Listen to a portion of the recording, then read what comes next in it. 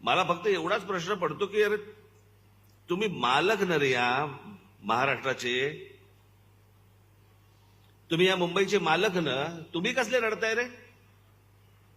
बाहेरच्या राज्यांमधनं लोक इकडे येतात,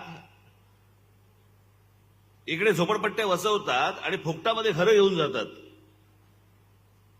आणि याचं कारण तुम्ही योग्य वेळी योग्य ताकद दाखवत नाही.